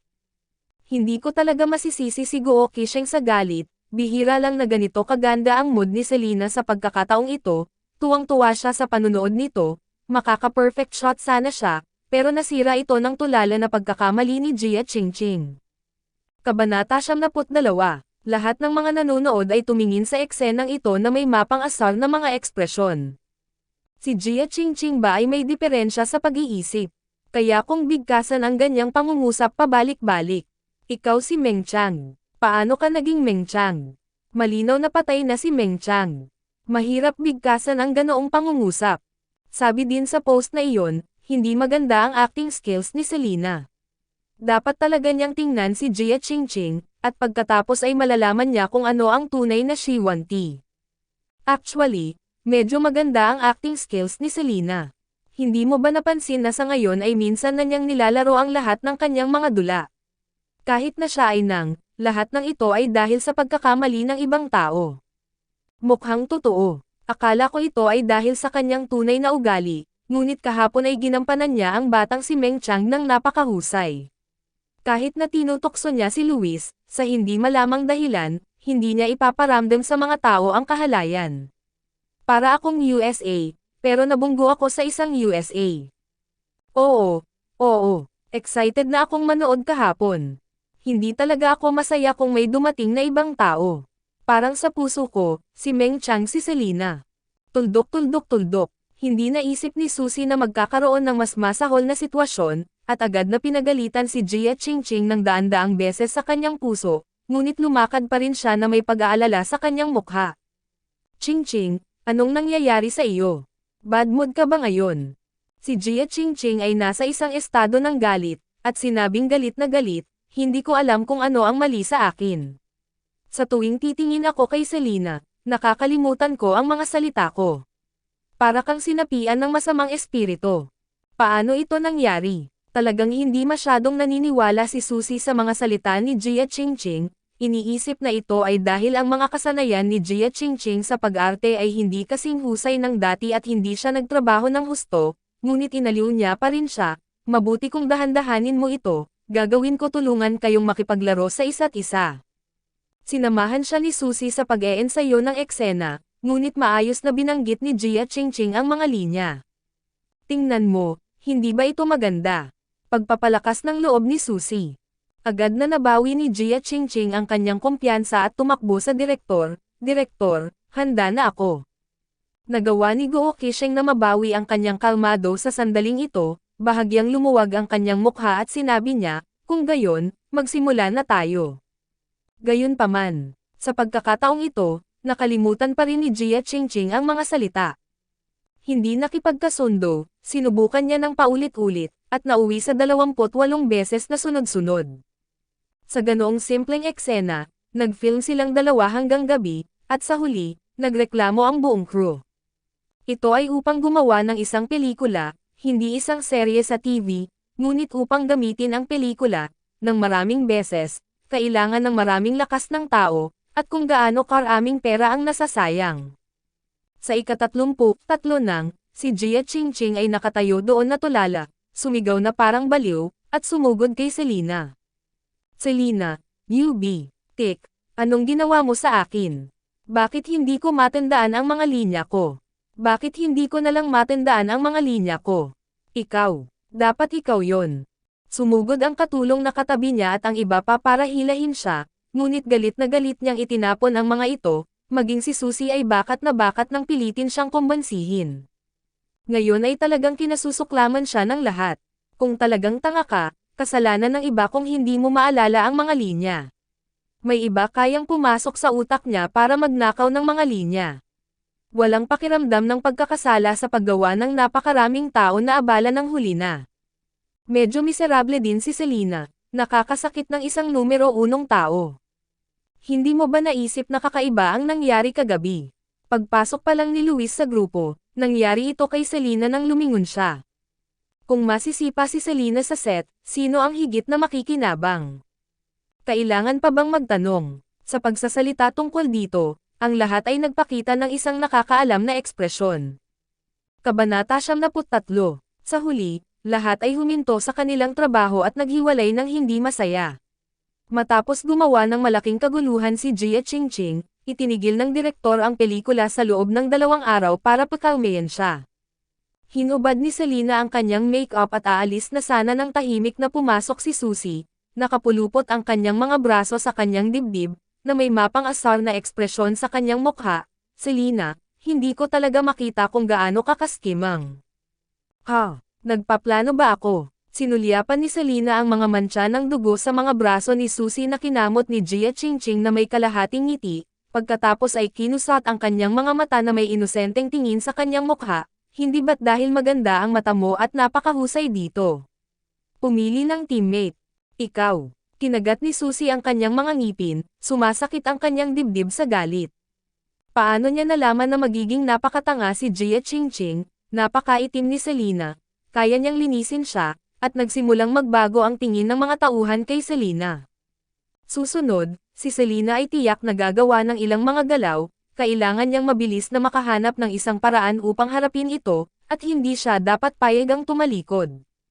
Pagkatapos ng maikling paghaharap kay Susie, naglalakad si Selina palabas nang tumunog ang kanyang telepono at nakatanggap ng mensahe. Demon King, hihintayin kita sa harap na eskinita. Maingat na sinagot siya ni Selina, lahat ay pupunta sa kanyang sariling paraan, makita ka sa bahay, pupunta ako sa iyong bahay upang hanapin ka. Makalipas ang 1 oras, Platinum Imperial Palace No. 6. Pagkalakad pa lang ni Selina sa pinto ay agad siyang hinayla ni Luis papasok, sinundot ang ulo at tumingin sa paligid, parang underground party. Dati, wala siyang pakialam na may kinalaman si Selina sa kanya, at gusto niyang malaman ng lahat na may malapit silang relasyon, ngunit pagkatapos ng karanasang ito, kailangan niyang pag-isipang muli ang mga nagawa niya noon. Ibinaba ni Selina ang kanyang bag, sinipa ang kanyang sapatos, at nakasandal sa sofa. Ang una niyang ginawa ay iniunat ang kanyang kamay at nagtanong, nakuha mo ba ang video? Napatingin si Luis sa walang mukha niyang mukha na puno ng mga salita, hindi man lang siya nakita ng fuking na babaeng ito bilang lalaki, di ba? Bakit ba kasi ang casual niya sa harap niya, parang hooligan, halos kapareho niya sa play. Sa tingin mo ba baboy din ako kakampi? Syempre ginawa ko. Inis na iniabot ni Luis sa kanya ang phone. Nahulaan niya kung ano ang gusto nitong gawin nang sabihin niyang magpapanggap siyang isang maliit na puting bulaklak, at syempre kinuha niya ang lahat ng magagandang larawan sa oras.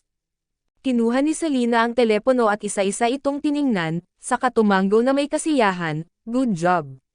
Dadagdagan kita ng paa ng manok." Pagkatapos niyang magsalita, binuksan niya ang Weibo at nag-post ng Weibo sa sarili niyang account. Siyempre, ang laman ay hindi ang paghingi ng tawad ni Janice, kundi 4 na salita, "Maglinis." Pagkatapos mag-post, agad siyang nag-login sa kanyang account, nag-private message sa isang gossip blogger na alam niyang pag-aari ni Shengshi, at nagbalita sa kanya tungkol sa tuloy-tuloy na mga video ni Jia Qingqing. Ang dalawang pamilyang ito ay talagang nakamamatay na magkalaban. Hindi nagtagal pagkatapos ng pribadong mensahe ni Selena, ang blogger ay agad na nag-post ng video, at nagdagdag ng isang napakakapansin-pansing pangungusap, ng 33 beses. Ang numero 1 florera sa industriya ng entertainment ay hinahayaan kang makita kung ano ito. It's acting like she want tea. Sumulyap si Luis sa kanya, "Ito na lang ba ang dapat kong i-post? Huwag gamitin ang iba pang mga video." Pinaghirapan kong palihim na kumuha ng litrato. Selena buried her head in the comments, "This one is enough to start a conversation. Hindi natin kailangang gawin ito sa ating sarili. Sa tingin mo ba ikaw lang ang kumuha ng video? Nga pala, bakit hindi mo ginamit ang taktikang iyon para harapin si Jia Qingqing ng mas maaga? Kung ginamit niya ito ng mas maaga, siya ay pinalitan. Paanong nagkaroon ng napakaraming She Want Tea, at pinagtiisan ko ang babaeng iyon sa loob ng 2 araw?" Hindi nasisiyahang ungol ni Luis.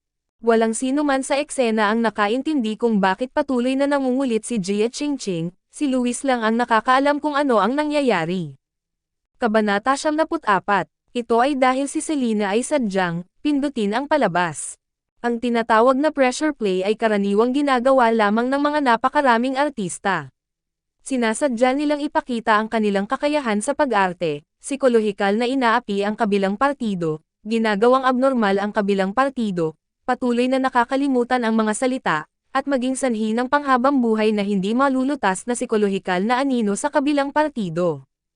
Kakaunti lang ang mga tao sa entertainment industry na makakagawa nito, at ang pinakamahalagang bagay ay mahirap makita ang mga bahid sa pamamaraang ito, dahil mahirap para sa iyo na husgahan kung sumabog na ang kakayahan ng kabilang partido, o sadyang pinipigilan nila ang palabas, kaya ang trick na ito ay masasabing nakakasakit sa mga taong hindi nakikita, na walang iniiwan na bakas. Binigyan siya ni Selena ng isang blankong tingin, "Syempre hindi mo hahayaang mangyari ang malaking galaw." Ang trick na ito ay nangangailangan din ng isang tiyak na sitwasyon. Halimbawa, ang eksena ngayon ay napakaangkop para sa pagsugpo kay Jia Qingqing. Bilang karagdagan, ang trick na ito ay seryosong makakaapekto sa proseso ng paggawa ng pelikula ng crew. Hindi niya ito gagamitin maliban kung ito ay isang huling paraan. Hindi napigilan ni Luis na alalahanin ang ilang hindi kasiya siyang nakaraan, pumulupot ang kanyang mga labi at sinabing, "Kung gayon, talagang ikinararangal ko, na maging isa sa iilang tao na ang malaking hakbang ay pinakawalan mo." Pinigilan din siya ni Selena sa trick na ito noon, ngunit hindi siya ang uri ng basura ni Jia Qingqing. Nang maglaon, nakaligtas siya, at ang kanyang kakayahan sa pag-arte ay tumalon. Nang matapos magsalita si Luis ay napatitig siya bigla, "Sabay ba tayong magdi-dinner mamayang gabi? Nangako kang iimbitahan akong mag-isa. Nangako ka rin na paglalaroan mo ako sa ibang araw." May kasalanan nga si Selena sa bagay na ito, kaya napabuntong hininga na lang siya, "Okay, okay, eat with you, play with you, okay. Magpapadala ako kay Daniel ng text message para pag-usapan ito." Agad namang nagbago ang ekspresyon ni Luis nang marinig iyon, "Pampalma ka lang pansamantala, bakit hindi ka bumalik at magpadala ng text message para mag-report? Anong klaseng relasyon meron kayo ni Daniel?" Bagaman ang aking mensahe ay ipinadala kay Daniel, ito ay ipinadala kay Rick, okay. Hindi na nag-abalang kausapin siya ni Selena, at ibinaon ang ulo sa pag-edit ng text message, "Dear baby, Auntie has something to do tonight and may come back late, so you should eat and sleep well, and when Auntie is free, she makakabili ka ng mga cute na damit. Mahal kita." Napatingin si Luis sa text message. Namumula ang mga mata niya sa galit, "Bakit ba ang gentle mo kay Rick? Never ka pa naging gentle noong kasama kita, at palagi mo akong binubugbog kapag hindi ka sumasang-ayon sa akin." Sinaman siya ng tingin ni Selena, Sinong nagsabing bugbugin ka? Ang cute ni Little Treasure, pwede mo bang ikumpara sa kanya? Tatlong talampakan ang taas ng apoy sa magagandang mata ni Luis, Selena. Nagustuhan mo ba ako noon? Ang tanging dahilan kung bakit mo ako nilapitan ay tiningnan siya ni Selena na may pagtataka, kalokohan, syempre wala na. You, tinuro siya ni Luis, hindi makapagsalita ng matagal. Hinawakan ni Selena ang kanyang baba at nakangiting tumingin sa kanya, paano na? Busog ka na ba? Gusto mo bang kumain ngayon? Kinagat ni Luis ang kanyang mga ngipin, kumain. Ganap na hindi mahulog para sa kanyang mga trick. Kasabay nito, si Lujay. Nakaupo si Sol sa sofa na may unan sa kanyang mga bisig. Kung may buntot sa likod niya, halos lumipad na siya. Kuya, sabihin mo sa akin dali, anong nangyari kagabi? Dahil sa sinabi ni Selena kinaumagahan na naghanap siya ng babae, malungkot pa rin ang ekspresyon ni Daniel, at wala siya sa mood na satisfyin ang chismis ni Sol. Hindi mo kayang pigilan ang nagngangalit na pag-ibig sa iyong puso, at nawalan ka ng kontrol at tumakbo sa pag-atake sa gabi, ngunit hindi seryoso ang pag-atake, at gin-icing mo si Selena. Nasa dilema ka, kaya nagkunwari ka lang na natutulog. Ang pandagdag sa utak ni Sol ay hindi sakop. Nagtaas ng mata si Daniel at sumulyap sa kanya. Ang talino ng lalaking ito ay inilagay sa ganitong uri ng bagay, tama ba? Sa pagtingin sa ekspresyon ng kanyang kapatid, alam ni Sol na nahulaan niya ito, at kaagad na nagkaroon ng ekspresyon na malapit ng umibig sa kanyang sarili, "Oh Diyos ko, napakatalino ko. Kapatid, ako ba ang iyong mapagmalasakit na maliit na padded jacket?" Kabanata 75. Nang makita si Sol na humihingi ng gantimpala, bukas palad na sinabi ni Daniel, gawing isang buwan ang holiday. Tuwang-tuwa si Sol na muntik na siyang tumalon at gumawa ng isang set ng radio gymnastics sa lugar, ngunit pagkatapos ay sinabi niya ng may labis na panghihinayang, "Kuya, ang tinatawag na pagod at pagod, bakit hindi mo sinamantala ang pagkakataong tumalon direkta si Selena?" Kawawa naman. Binigyan siya ni Daniel ng malamig na tingin, "Ano sa tingin mo ang resulta ng mga ginawa ko?" Hinaplos ni Sol ang kanyang baba at bumulong-bulong, "Ginagamit mo si Rick bilang dahilan para hayaan siyang maging walang pag-aalinlangan habang dahan-dahan mong pinakuluan ang palaka sa maligamgam na tubig. Kung isisiwalat mo ang iyong mga sikreto sa oras na ito, malamang na kaagad tumalon si Selena ng 108,000 milya." Daniel, bagamat ito ang katotohanan, talagang hindi normal para sa mga tao na sumama ang loob kapag sinabi ito ni Sol ng hubot-hubad. Sa katunayan, mayroon siyang ideya na direktang kunin siya kagabi, ngunit ang hindi sinasadyang reaksyon ni Selena ng matinding pagtanggi at takot ay agad na gumising sa kanya. Sa kalaunan ay napatunayan ng mga katotohanan na tama ang kanyang diskarte, kung hindi ay natakot si Selena sa kanya sa sitwasyong iyon. Bakit ganoon ang reaksyon niya? Ano ang naranasan niya? Kuya, pwede magtanong, bakit ka naging emotionally ups and downs lately? May problema ba? Maingat na tanong ni Sol. Sa katunayan, ang pahayag na ito ay itinuturing na euphemistic. Sa katunayan, ito ay irritable at paiba-iba gaya ng tiyahin ng isang babae. Tinapik ni Daniel ang armrest ng upuan ng ritmo gamit ang kanyang manipis na mga buko, at tahimik na sinabing, si Luis ang nagpadala ng mga bulaklak noong araw na iyon. Ano ang sinabi mo? Si Sol ay natigilan ng mahabang panahon bago niya napagtanto ang mensahe ni Daniel, at pagkatapos ay marahas na tumalon. Dim it. Ang masamang demonyong hari ay si Luis talaga. Hindi ba kahapon lang siya bumalik sa China? Nakarating din ako sa balita na siya ang magiging lead actor sa The World. Hindi ko akalain na ganoon pala ang relasyon niya kay Selena, kaya parang biglang umuwi ang bata, at ang unang pelikulang kuha niya pagka-uwi niya ay ito, which is worth thinking about. Dapat malaman ng isa na marami siyang intimate scenes kay Selena sa pelikula, Thirst. Well, let me think about it. Nakilala ba niya si Selena kamakailan? Nahuli mo, at nakabangga din ng ilang hindi maliwanag na larawan. Panipi. Daniel, tama ang hula ni Sol. Oh my God, hindi nakakagulat na nagkamali ka kamakailan. Agad na tumakbo si Sol, hindi ko akalain na may isang taksil sa atin. Paano naman si Is? Nalaman mo na ba? May madilim na liwanag sa mga mata ni Daniel. Ang taong nagpadala ng mga brilyante noong araw na iyon ay nawala ng walang bakas pagkaalis sa set, at hindi ma-verify ang pinanggalingan ng mga brilyante. Malamang na sila ay naipuslit na mga kalakal sa pamamagitan ng mga espesyal na channel. Bahagyang kumaibot ang mga sulok ng bibig ni Sol nang marinig niya ito, at walang imak na sinabi, isa na naman ang sakit ng ulo, tiyak na may kaugnayan na naman sa pamilyang Lo, di ba? Y.S. Mayroon bang tao sa paligid natin na ang mga inisyal ay may dalawang titik na ito? Parang wala rin. Hay, paikot-ikot talaga ang relasyon ng kapatid niya. Isa siyang romantic idol drama, at isa siyang suspenseful detective drama. Sa sandaling ito, tumunog ang phone ni Daniel, text message iyon mula kay Selena. Matapos basahin ang nilalaman, ang mapanganib na nilalang na natutulog sa mga mata ni Daniel ay handa ng kumilos. Nagulat si Sol, ang text message ni Selena, anong sinabi niya? Bakit parang niloloko ang kapatid niya? Ilang segundong tinitigan ni Daniel ang text message, saka direktang tumawag. Mabilis na kumonekta ni Selena, na nasa Villano. 6. Hi, Daniel, anong problema? Nakita mo ba ang text message na ipinadala ko lang? Tandaan na ipakita ito kay Rick. I see, nasaan ka? Tanong ni Daniel. Sinulyapan ni Selena si Luis na abala sa kusina at sinabing gusto niyang ipakita ang kanyang galing sa pagluluto. Nandito ako kay Luis, may pag-uusapan ako sa kanya, at dahil kakabalik niya lang sa China, sabay-sabay kaming kumain, ituring na isang paglilinis para sa kanya. Kabanata 76. Oo, nakikita ko. Pupunta ako mamaya, mahinahong sabi ni Daniel. Natigilan si Selena sa kabilang dulo ng telepono. Ha? Gusto mong pumunta? Ano, may problema ba? Tanong pabalik ni Daniel na may malamig na tono.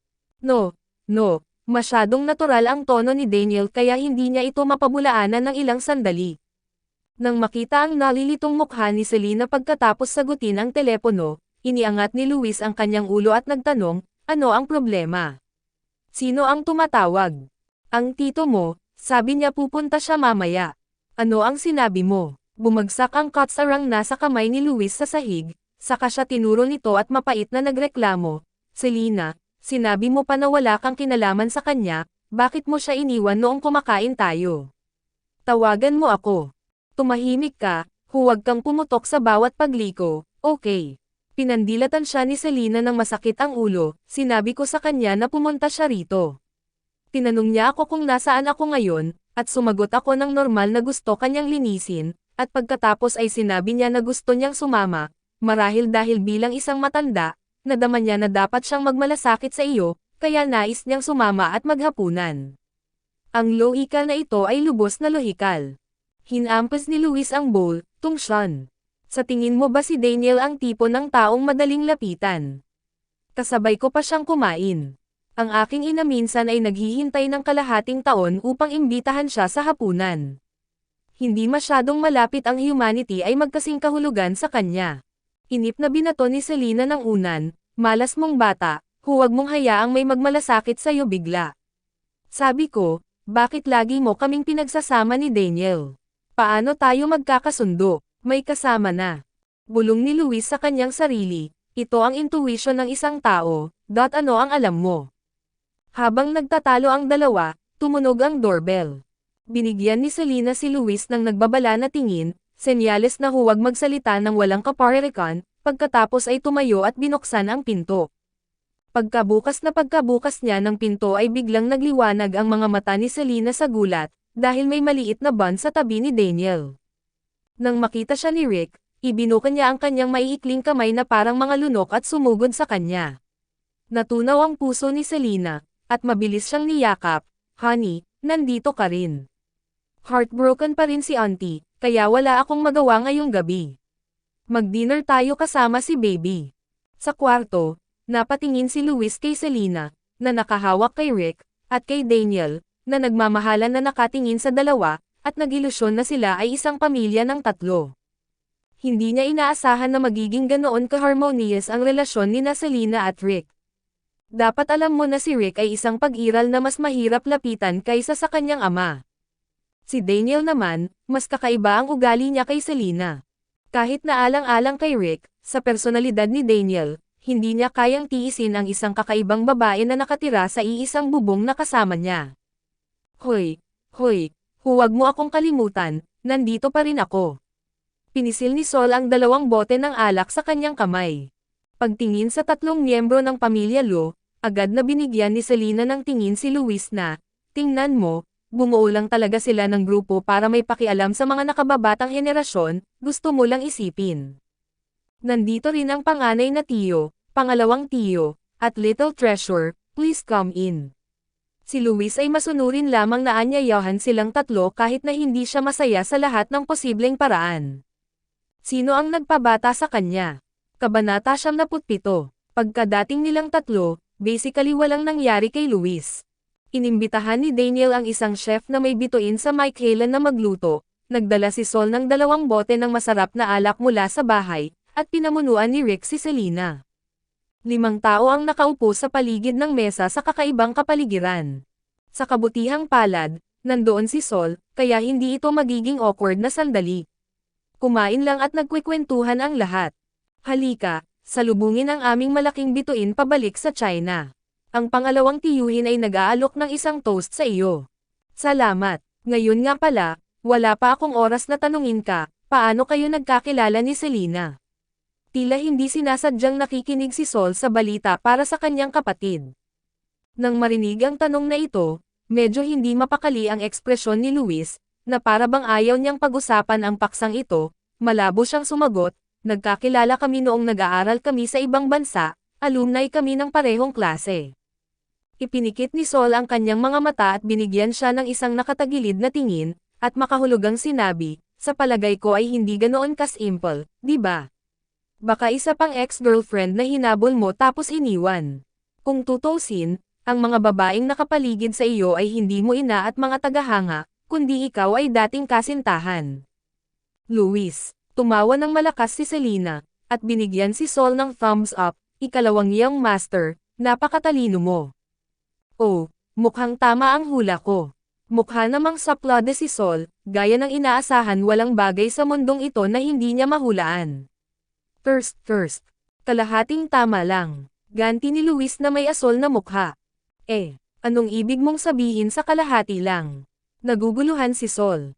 Totoo na ex-girlfriend ko siya, pero hinabol niya ako, at itinapon niya rin ako. Sabi ni Luis habang nakatitig kay Selena na katapat niya na parang babaeng galit na galit. Nang matapos siyang magsalita, bahagyang kumislap sa malamig na mga mata si Daniel, na tumutulong kina Selena at Rick na maghiwa ng mga steak. Maging si Sol ay natigilan. Kung tutusin, ito ang kanyang unang maling kalkula, kaya't ipinatong niya ang kanyang mga kamay sa mesa na may snap, at tuwang-tuwang sinabing, no way. Totoo ba? Hindi ito siyentipiko. Noong nasa ibang bansa si Selena, hindi niya akalain na katawa-tawa si Luis, kaya palagi niyang iniisip na si Luis ang nakipaghiwalay sa dalawa, ngunit hindi niya inaasahan. Galit na sinundot ni Luis ang isang piraso ng tadyang, kung hindi ka naniniwala sa akin, maaari mo siyang tanungin. Paano ka nasangkot muli sa isyong ito? Walang magawa si Selena, aksidente lang ito. Nag-evolve si Sol mula sa simpleng pagtatanong tungkol sa balita para sa kanyang kapatid tungo sa ganap na pag-alab ng tsismis. Nagtataka niyang tanong, anong nangyayari? Sabihin mo dali, bilasan mo. Hindi nakaimik si Luis, bilang isang nakatatanda, okay lang bang magtsismis tungkol sa mga pribadong gawain ng nakababatang henerasyon? Nang makitang pangit ang mukha ni Luis, hindi sinasadya ni Selena na ipahiya siya sa harap ng mga nakatatanda, kaya't sumagot ito, it's nothing special.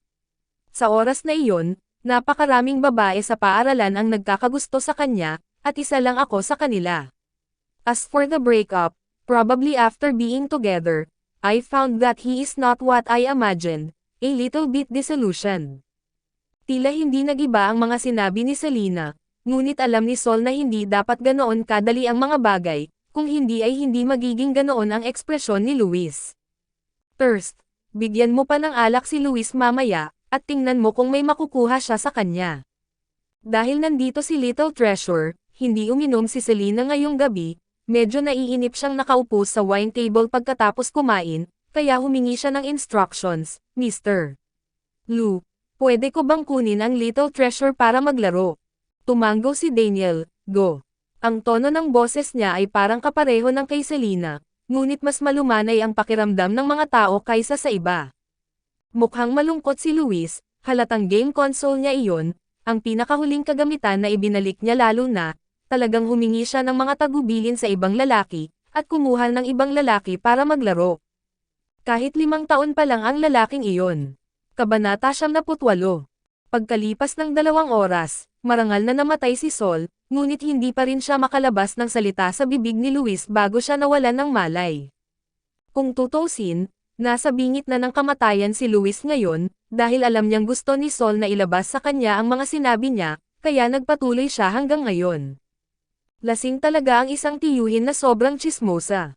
Malabo niyang naramdaman na tila may iba pang mga dahilan para sa pagpupumilit ni Sol na alamin ito, ngunit ang kanyang utak ay napakagulo ngayon na talagang hindi siya makapag-isip. Ang tanging tao sa hapag ng alak na matino pa ay si Daniel. Tinawag ni Daniel ang kasambahay upang kunin si Sol, pagkatapos ay tumayo at naglakad patungo sa sala. Nakita ko ang mga salitang, "clear," na nakasulat sa malaking screen ng laro, at nakahiga sina Selena at Rick sa sofa at nakatulog ng mahimbing. Dahan-daang naglakad si Daniel. Ang batang babae ay may hawak na isang puti at malambot na tinapay sa kanyang mga bisig, at ang kanyang matamis na natutulog na mukha ay nagbigay ng pagnanasa sa mga tao na bitawan ang lahat ng katanyagan, kayamanan at kapangyarihan sa likod nila, at matulog ng tahimik sa kanya hanggang sa katapusan ng panahon. Sa restaurant, nakita ni Luis si Daniel na medyo natulala kay Selena, palapit ng palapit. Tapos biglang pumikit ang mga mata niya at nagising siya. Halos hindi mapigilan ni Daniel na kiss ang natutulog na mukha ng dalaga, ngunit huminto ito sa huling sandali, lumingon kay Rick, at marahan itong Jin Aiseng. Kinusat ni Rick ang kanyang inaantok na mga mata, isang hibla ng buhok ang nakapulupot sa kanyang ulo, at mas cute siya kaysa sa karaniwan kapag kakagising niya lang. Hinaplos ni Daniel ang kanyang maliit na ulo, "Pwede ba akong mag-isa?" Tumango si Rick. Si Daniel ay nagpakita ng isang nasisiyahang ekspresyon, pagkatapos ay tumabi at marahan na niyakap si Selena na natutulog pa rin, ibinaba ang kanyang mga mata at sinabi kay Rick, "Let's go." Sumunod si Little Bun kay Papa na masunurin, wala man lang nararamdamang mali. Luis. Mariing pinunasan ni Luis ang mata niya, siguradong naghahalusinate siya sa kalasinggan di ba? Tiyak ay. Bakit napakahiwaga ng ugali ni Daniel? Hiniling niya sa kasambahay na kunin ang kanyang nakababatang kapatid, at Jin Aiseng ang kanyang mahimbing na natutulog na anak, ngunit siya ay nag-iingat na huwag gisingin si Selena, at siya mismo ang nagdala sa kanya pabalik. Nang makitang hawak ni Daniel si Selena sa kanyang mga bisig at umalis na bitbit ang maliit na tinapay sa likod niya, tulala pa rin si Luis, at tuluyang nahulog sa hapagkainan, sa wakas ay nahimatay dahil sa kalasinggan. Bahay. Gustong matulog ni Little Bun kasama si Selena. Daniel, ang isang lalaki at isang babae ay hindi maaaring mag-K. Sa isa't isa. 5 daliri ang ipinakita ni Rick, ibig sabihin ay 5 taong gulang pa lang ako.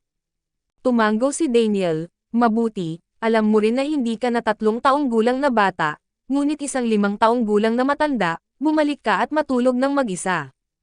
Maliit na tinapay. Naging seryoso ang mukha ni Daniel, "Gusto mo pa bang maging yaman ni Tita Selena habang buhay? Maaari ko lamang siyang panatilihin sa loob ng isa pang 3 buwan sa pinakamaraming. Kung hindi ko siya mapapangasawa noon, tuluyan ka na niyang iiwan." Sa wakas ay nagbago ang mukha ng maliit na Bun nang marinig niya iyon, napatikip siya ng bibig sa hinaing, nag-aatubili na tumingin kay Selena, at sa wakas ay lumayo ng hakbang-hakbang. Marahan na napabuntong hininga si Daniel. Bagamat si Rick ang kanyang pinakamalaking tulong, ngunit ang kanyang pinakamalaking hadlang, sa kabutihang palad, sa wakas ay naunawaan niya ito ngayon. Dahan-daang inihiga ni Daniel si Selena sa kama, hinubad ang kanyang sapatos, at saka tinawag ang dalaga para tulungan siyang magpalit. Malabong naramdaman ni Selena na bumalik siya sa malambot na kama, at may malabong figure sa tabi ng kama. Inaantok, iniunat niya ang kanyang kamay para hawakan ang medyo pamilyar na figure. "Well, Lo. Daniel, natutulog ka na naman ba?" Nagulat si Daniel nang mahawakan niya ito, at saka tinakpan ang mainit nitong maliit na kamay gamit ang malaking palad nito. "Oo." Sumimangot si Selena at bumulong, "Ito ay isang sakit, kailangan itong gamutin." Humalaklak si Daniel ng paos, at hinawakan ang palad niya, ikaw lang ang makakapagpagaling sa kanya. Kabanata 79. Gabi na, ang departamento ng PR ng Shengshi Group. Si Liang Feixing ay pinahihirapan ng lasing na iskandalo sa pagmamaneho ni Su Yimo nang biglang tumunog ang kanyang personal na cellphone. Itatapon na sana niya ito nang walang pasensya, ngunit sa susunod na segundo ay nakita niya ang caller ID, siya ay napawisan ng malamig, tumalikod at umupo ng tuwid, at galit na kumonekta. Hoy, Ginoong Lu, pasensya na. Nakikitungo kami sa usaping ito, at ito ay malulutas sa pinakahuling bukas ng gabi. Anong problema? Ang malamig at malayong boses ng isang lalaki ay nanggaling sa kabilang dulo ng telepono. Tungkol ito sa lasing na pagmamaneho ni Su Yimo, hindi ba iyon ang dahilan kung bakit mo ako hinahanap? Si Liang Feixing ay naliligaw. Hindi kaya tumawag ang amo sa kalagitnaan ng gabi para magtanong? Hindi, nakahinga kaagad ng maluwag si Liang Feixing. Siya ay sobrang abala at nalilito. Laging hindi nakikialam si Lu sa mga gawain ni Shengshi. Kahit nakasama nito ang unang kapatid ni Shengshi na si Su Yimo sa pagkakataong ito, malaking bagay iyon sa kanilang mga mata. Hindi kayang bayaran ang kahit kaunting ripple. Kaya, bakit hinahanap siya ni ***os ng personal sa oras na ito? Lalong nabalisa si Liang Feixing, kung gayon sino ang hinahanap mo. Sa loob ng 24 na oras, hayaan si Jia Qingqing na umalis sa industriya ng entertainment. Direktang naglabas ng utos si Daniel. Jia Qingqing, Mr. Lu, sino si Jia Qingqing? Starlight Entertainment. Sa sandaling bumagsak ang boses sa telepono, puno ng pagtataka ang mukha ni Liang Feixing. Si Jia Qingqing ba, nakahanga-hanga ngunit na hype ng Empire bilang pinakamagandang babae sa industriya ng entertainment. Akala niya ito ay isang malaking shot. Puno ng pagtataka at pagdududa si Liang Feixing, ngunit hindi siya nang ahas na magtanong, at paulit-ulit siyang tumugon, "Okay, Mr. Lu, naiintindihan ko." Sa pagkakaalam ko, si Jia Qingqing ay nakikipag-away sa isang babaeng artista ng kanilang kumpanya kamakailan, at ang kabilang partido ay hindi siya ay isang mabuting tuod, marami siyang itim na impormasyon tungkol kay Jia Qingqing, at alam din niya kung paano pumatay ng mga tao. May dalang kutsilyo, kaya inabot niya ito sa isang chismosang Big V na pinamamahalaan ng team ng aming kumpanya. Si Jia Qingqing ay kadalasang nakakasakit ng napakaraming tao, ngunit sa pagkakataong ito ang pader ay ibinagsak ng lahat, malamang na ito ay hindi masyadong magandang lumayo. Pero kung gusto natin siyang pilitin na umalis sa entertainment circle, kailangan ko pang dagdagan. Kumilos ng palihim, utos ni Daniel. Oo, Mr. Lu, huwag kang mag-alala. Matapos ibaba ang telepono, agad na ibinigay ni Liang Feixing ang lahat ng mga bagay na nasa kamay sa representante na direktor, at pagkatapos ay siya mismo ang nag-asikaso ng usapin. Ang usapin sa pagkakataong ito ay talagang hindi mahirap, ang pagpapagawa sa kanya ay parang pagpatay ng manok gamit ang patalim ng butcher. Sa kasalukuyan, ang artist na nakikipaglaban kay Jia Qingqing ay nakakompleto na ng 80%, at kailangan lang niyang ibigay ang huling suntok. Second-rate little entertainer lang siya, ano ang ginawa niya para utusan siya ng amo na ipagbawal siya?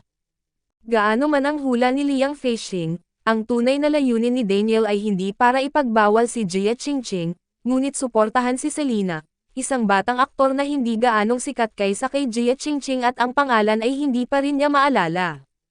Sa susunod na umaga, medyo natulala si Selena pagkagising, bakit siya nakahiga sa Lu residence. Malinaw niyang naalala ang pakikipaglaro kay Rick sa loob ng 2 oras na diretso, at sa wakas ay nakatulog na nakahiga sa sofa sa sala ni Luis dahil sa pagod. Sa gitna ng mga ulap at ambon, may biglang putok na tunog mula sa bintana sa yulunan ng kama. Natigilan si Selena at mabilis na bumangon para tingnan kung ano ang nangyayari. Pagkatapos, sa sandaling mabuksan ang bintana, isang gintong ulo ang nakita sa ibaba. May mga itim na linya sa mukha ni Selena. "Luis, anong ginagawa mo?" Si Luis, na laging binibigyang pansin ang kanyang imahe, ay suot pa rin ang damit na suot niya kagabi. Lukot ang mukha niya at magulo ang buhok. Nag-aalalang sabi niya, "Selena, bumaba ka na. May itatanong ako sa'yo. Bilasan mo." Panipi. Napabuntong hininga si Selena na masakit ang ulo, Alam niyang hindi maganda para sa lalaking ito na pumunta dito ng madaling araw at basagin ang kanyang salamin sa bintana. Kabanata 100. Talon ka lang, bilasan mo. Bakit ka nagpapanggap na babae? Nagmamadaling udyok ni Luis. Walang imek si Selena sa gilid ng kanyang bibig, inilagay ang kanyang mga kamay sa sill ng bintana, at tumalon pababa. Agad siyang hinayla ni Luis, pinaikot siya ng ilang beses upang makita kung may mga palatandaan ng kalabuan sa kanyang katawan, at pagkatapos ay tinitigan siya ng nag-aalab na mga mata, may nangyari ba kagabi? Halos himatayan si Selena sa kanya, at sinabing masama ang loob, Luis, bakit ka kinakabahan kapag hindi ka natutulog ng madaling araw? Ano ang maaaring mangyari kung nakakatulog ako ng maayos? Marahas na naglabasan ang mga ugat sa noo ni Luis, Selena. Baboy ka ba? Don't tell me hindi mo alam kung paano ka nakabalik kagabi. Hindi ko talaga alam. Mukha namang inosente si Selena. Huminga ng malalim si Luis para pakalmayan ang sarili. Kinagat niya ang kanyang mga ngipin at sinabing, bakit ang tanga mo na hindi ka pa nabibili? Personal kang binuhat pabalik ni Daniel kagabi. Medyo natulala si Selena nang marinig niya ang mga salita, at pagkatapos ay sinabi niyang hindi sumasang-ayon, so ano? Dahil siguro hindi nakayanan ng batang sanggol na gisingin ako at nakiusap sa kanyang ama na ibalik ako.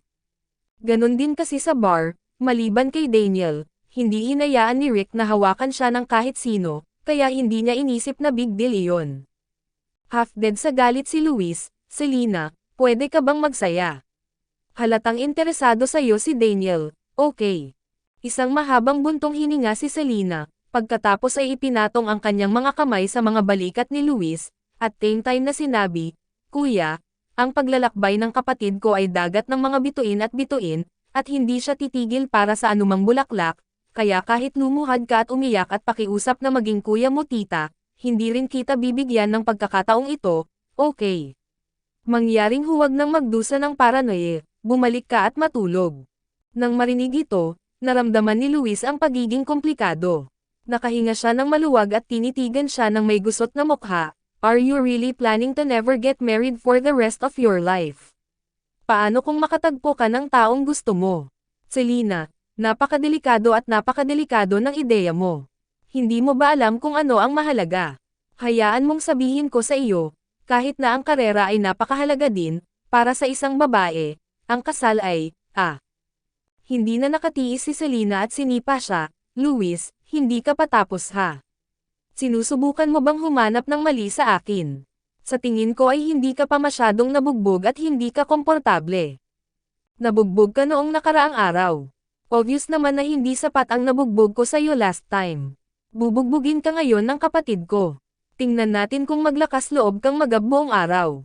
Nagtaas ng mangga si Selena at akmang hahampasin. Tumakbo si Luis habang nakayakap ang ulo, biglang tumingin sa likod niya at sinabing, Tito. Sumimangot si Selena, tulong. Walang dumating para iligtas ka ngayon kahit na sumigaw ka at nabasag ang lalamunan mo.